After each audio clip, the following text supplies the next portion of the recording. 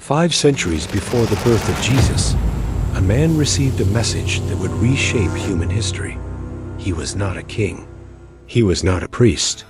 He was a prisoner of war, on his knees in a foreign land. That night, a celestial being appeared before him, bearing a revelation no one had ever heard. The precise date when the Messiah would enter Jerusalem.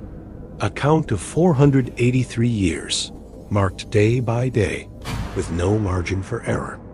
This prophecy is found in Daniel 9, and when the calculation is made, the result is astounding.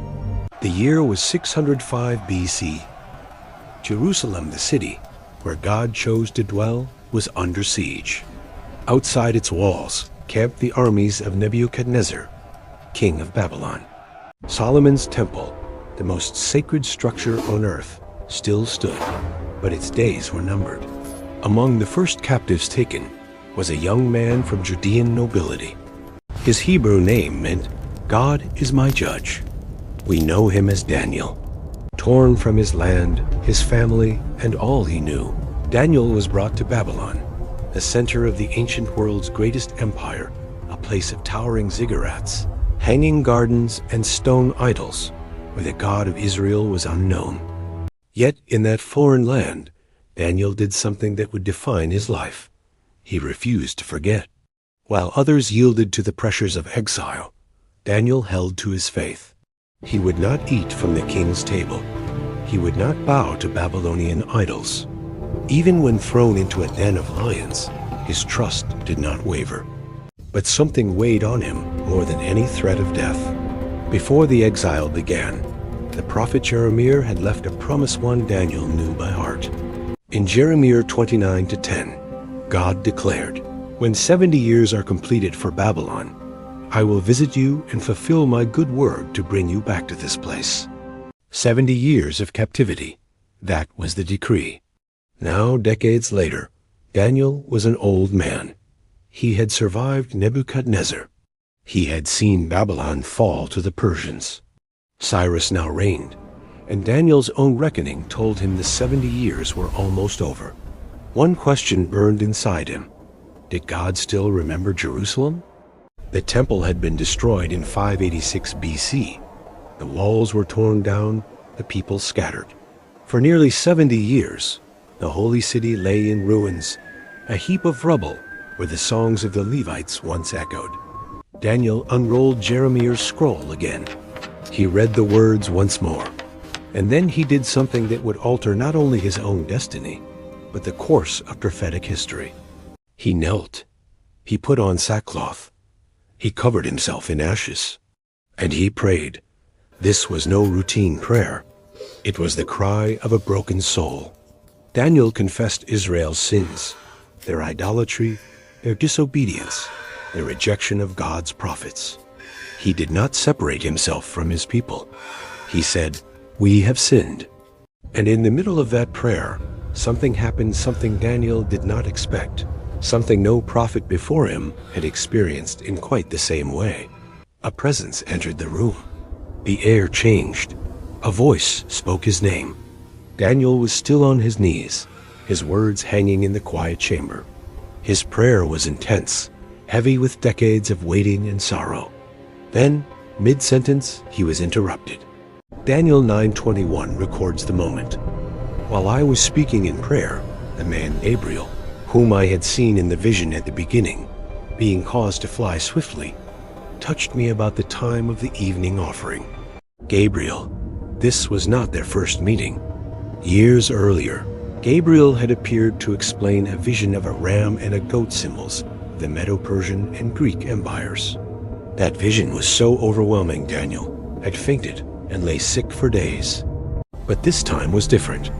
Gabriel did not come to reveal beasts or warring kingdoms. He came with something far more precise, something no prophet in Israel's history had ever received. A timetable, a countdown. The angel touched Daniel and said, as recorded in verses 22-23, "O Daniel, I have now come to give you insight and understanding. At the beginning of your pleas for mercy, a word went out, and I have come to tell it to you, for you are greatly loved. Therefore consider the word and understand the vision. Pause and take that in.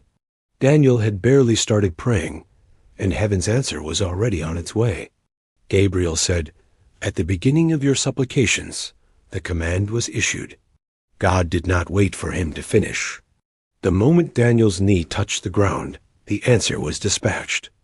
And there was more. Gabriel called Daniel greatly loved. In Hebrew, the word is wamudo, deeply precious, treasured. The God of the universe was telling an elderly prisoner of war that he was loved, that his prayers mattered, that heaven was listening. But what came next would transform Israel's understanding of the Messiah forever. Gabriel delivered the prophecy. 4 verses, 73 Hebrew words. And within those words lay the key to calculating exactly when the Anointed One, the Mashiach, would step into history. Verse 24 begins, 70 weeks are decreed about your people and your holy city. 70 weeks. In Hebrew, the word is shavim, literally, sevens, units of 7. These are not weeks of days, but weeks of years. Each week represents 7 years. 70 weeks, therefore, equal 490 years. Gabriel was telling Daniel, a period of 490 years has been fixed for Israel, and within that time, 6 things will be accomplished. The angel listed them in the same verse: to finish transgression, to put an end to sin, to atone for iniquity, to bring in everlasting righteousness, to seal up vision and prophecy, and to anoint a most holy place. Read that list again. Finish transgression, end sign. Atone for iniquity, bring in everlasting righteousness. These are not tasks a human king could accomplish, not the work of a general or a political reformer. This is the description of a redemptive work, a work only the Messiah could fulfill. Daniel was receiving not just a prophecy about Jerusalem's restoration.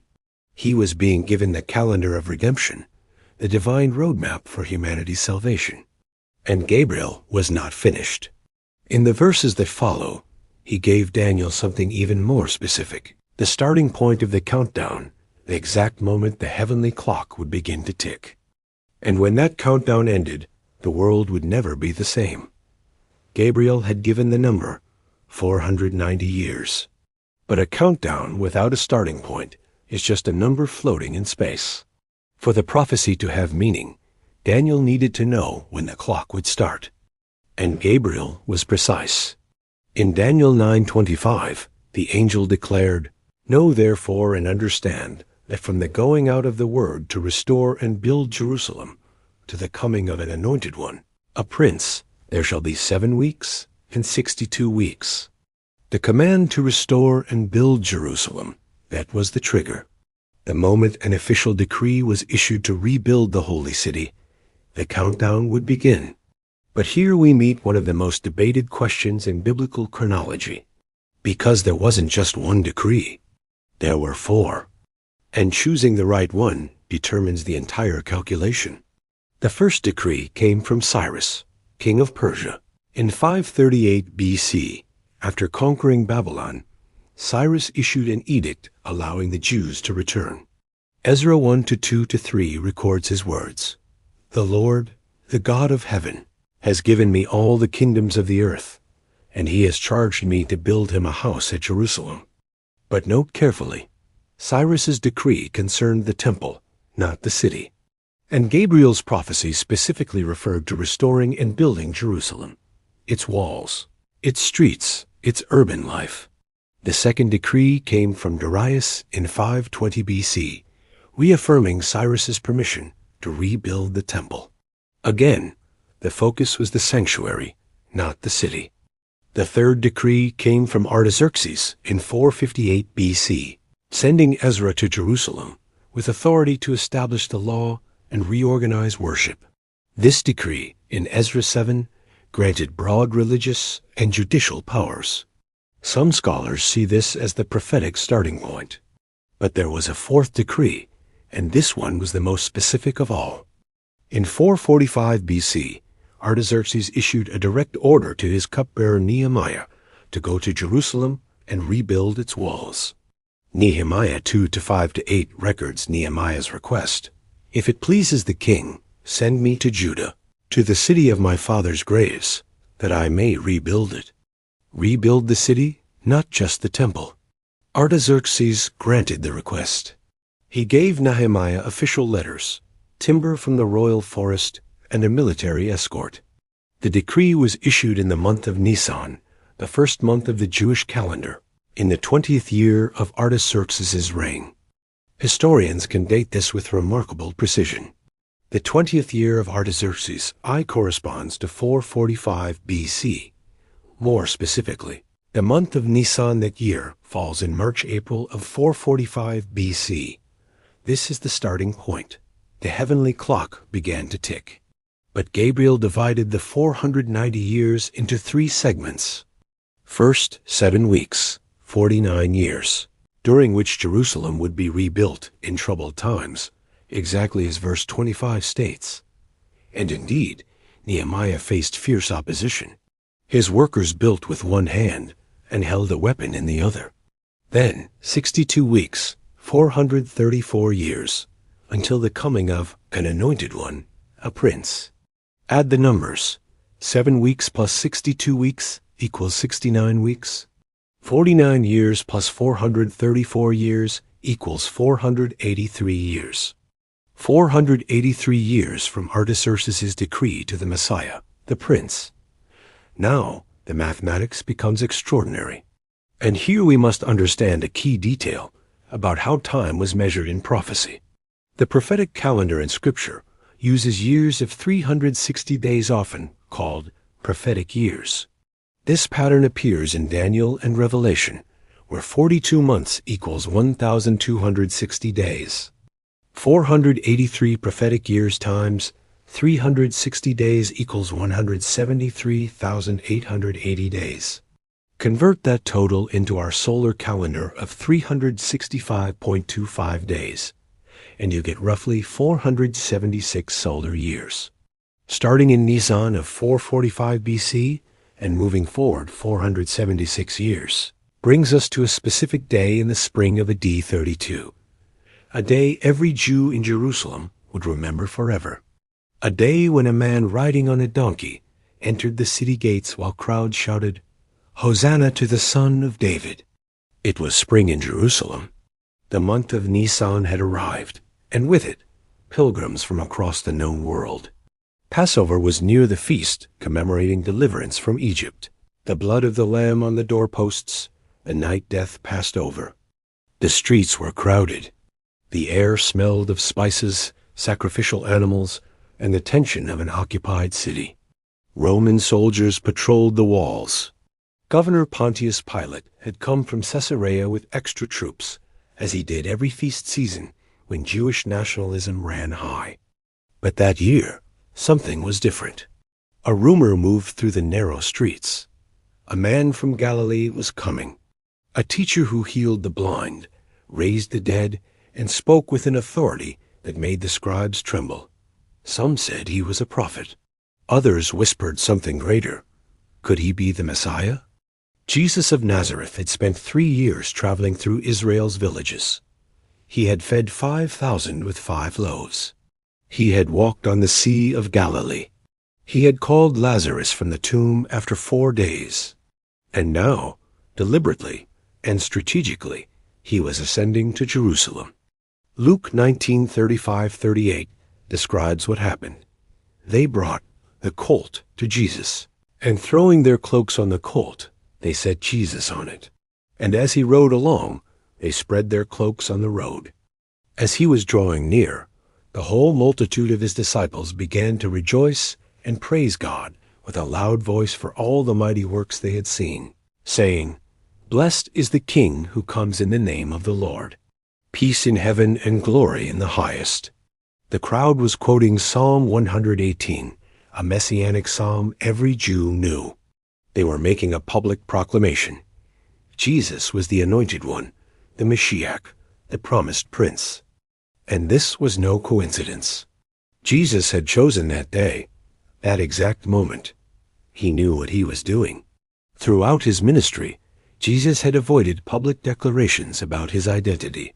When he healed, he often said, "Tell no one." When crowds tried to make him king by force, he withdrew. Time and again he said, "My hour has not yet come." But on that day, everything changed. That day, Jesus did not silence the crowd. He did not hide.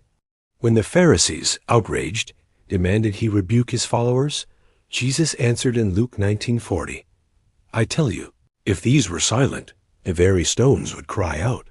Why would stones cry out? Because that day could not pass in silence. There was a prophetic appointment, a date on heaven's calendar that could not be overlooked. 483 years earlier, Gabriel told Daniel that from the decree to restore Jerusalem to the coming of the Messiah, a set period would pass. And on that exact day, in the month of Nisan in the spring of AD 32, the clock stopped. The countdown had reached 0. Sir Robert Anderson, a 19th century British investigator and prophecy scholar, calculated the dates with forensic precision in his work The Coming Prince. Using astronomical records and ancient calendars, he determined that Artaxerxes' decree was issued on March 14, 445 BC, and that Jesus' triumphal entry occurred on April 6, AD 32. The difference between those two dates? Exactly 173,880 days. Exactly 483 prophetic years. Day by day. No margin of error. Daniel received the prophecy 5 centuries before Christ was born, and it was fulfilled on the exact day intended. But Gabriel's prophecy did not end with the Messiah's arrival. There was more, and what came next would be the darkest and most redemptive part of the vision. Because Gabriel did not only say the Messiah would come, he said the Messiah would be cut off and have nothing. The crowd that shouted, "Hosanna," on Sunday shouted, "Crucify him," by Friday, 5 days. That was all it took for worship to turn to hatred, for celebration to become condemnation. But Gabriel had already foretold this. In Daniel 9:26, the angel declared, "And after the 62 weeks, an anointed one shall be cut off and have nothing." Cut off. In Hebrew, the word is yukaret, a term from Israel's sacrificial and legal system. It described the death penalty for grave sins. It meant to be destroyed, removed from the land of the living. The Messiah would not merely come. He would be executed. And the next phrase carries immense weight, and have nothing. Some translations say, but not for himself. The sense in Hebrew goes deeper. The death of the Anointed One would not be for his own sins. It would be for others. 500 years before it happened, Gabriel described a substitutionary death, an atoning sacrifice.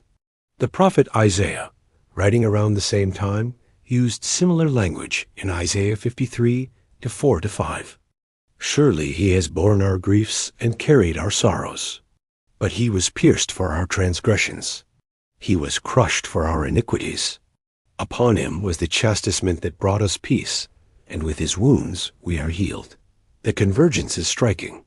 Daniel gives the timing. Isaiah describes the means. Both point to the same event, the death of the Messiah for the sins of others. Now go back to Daniel 9:24. Remember the 6 things Gabriel said would happen within the 70 weeks? To finish transgression, to end sin, to atone for iniquity, to bring in everlasting righteousness, to seal up vision and prophecy, to anoint a most holy place. How could these be accomplished? Christian theology answers, through the cross. On the Friday Christians call Good, Jesus of Nazareth was nailed to a Roman cross outside Jerusalem's walls. The place was called Golgotha, the place of a skull. But something unique happened at that execution. Matthew 27 minutes and 45 seconds, 51 records. Now from the 6th hour there was darkness over all the land until the 9th hour. And behold, the curtain of the temple was torn in two from top to bottom. The temple veil, that massive curtain separating the Holy of Holies from the rest of the world was torn from top to bottom. Not by human hands, but as if by divine hands. The separation was over. The sacrificial system that had operated since Moses was declared complete in a single moment, not because it failed, but because it was fulfilled. The lamb the priests offered day after day had been a shadow.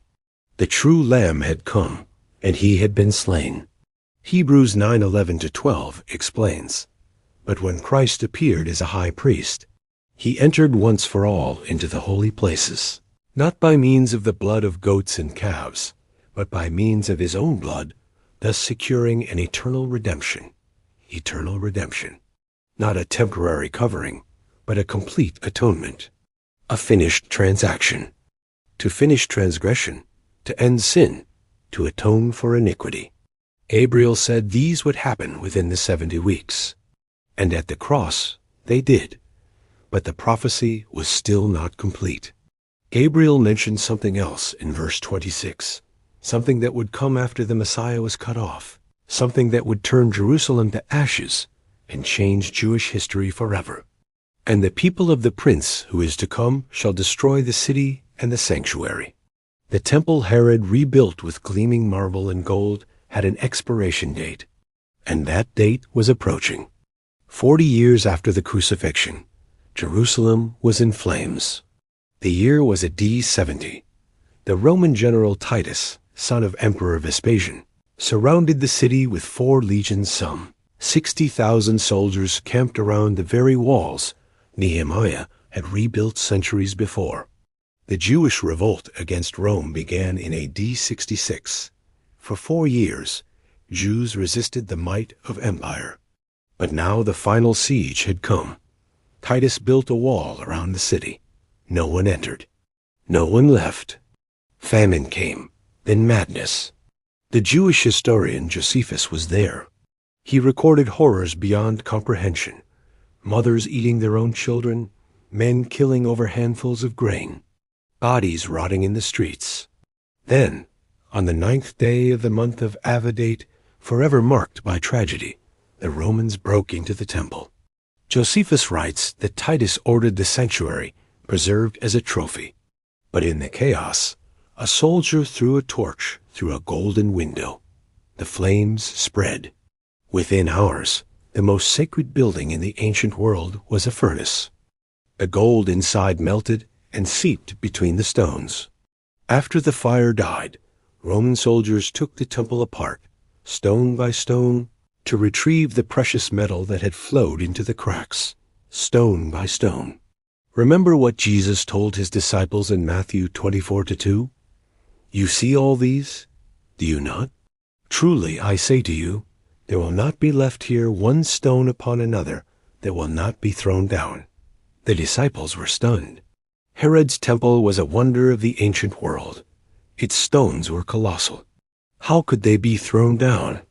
40 years later they were, not by accident, not by chance, but because Gabriel told Daniel 550 years earlier, "The people of the prince who is to come shall destroy the city and the sanctuary."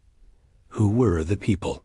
Traditionally, Christian interpretation identifies them as the Romans, and it was indeed the Romans who destroyed Jerusalem in AD 70. Archaeology confirms it. In Rome, the Arch of Titus still stands, built in AD 81 to commemorate the victory over Judea. Its carvings show Roman soldiers carrying off the temple treasures. The 7-branched menorah, the table of showbread, the silver trumpet's sacred objects now displayed as war trophies. Josephus estimated over 1 million Jews died in the siege. 97,000 were taken captive. The nation that received the law at Sinai, that produced David and Solomon, that gave the world the scriptures, was scattered across the empire, a diaspora that would last nearly 2 millennia.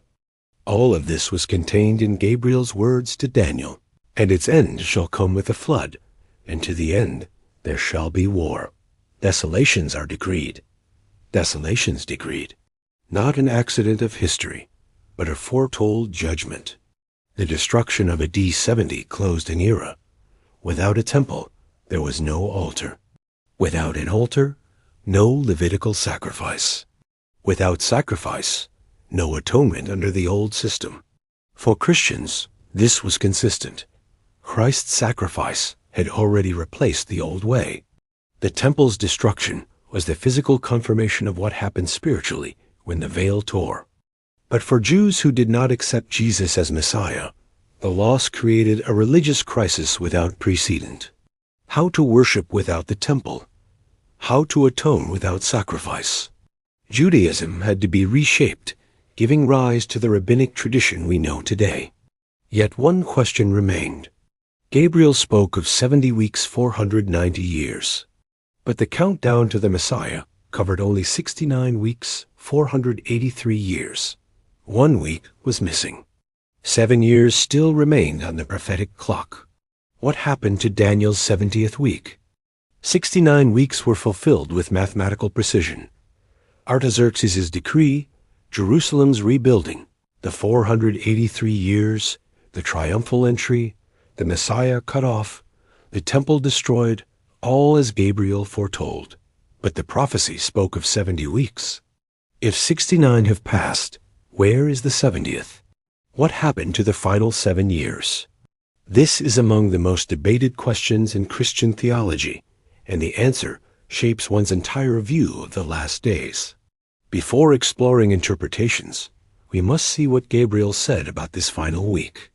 Daniel 9:27 states, "And he shall make a strong covenant with many for 1 week, and for half of the week he shall put an end to sacrifice and offering. And on the wing of abominations shall come one who makes desolate, until the decreed end is poured out on the desolator." 1 week, 7 years.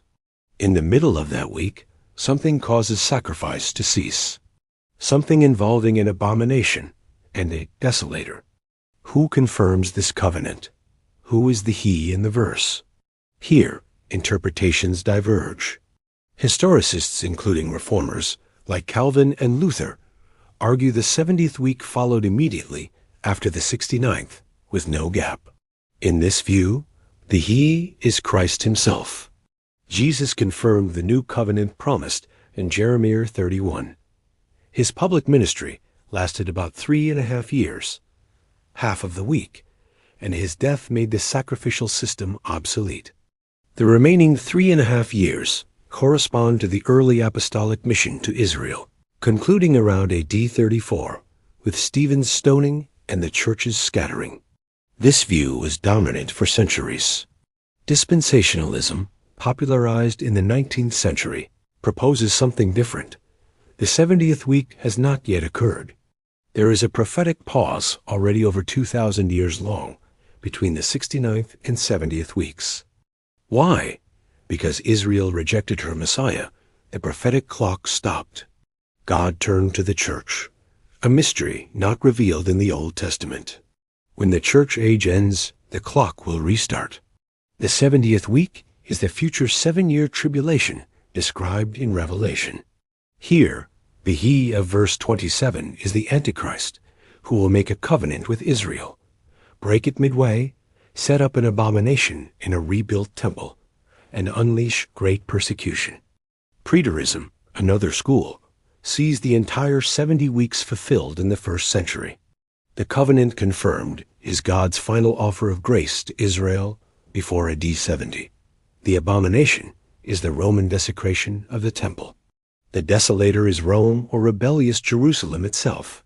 3 schools, 3 interpretations, each with scholars, arguments, and theological implications.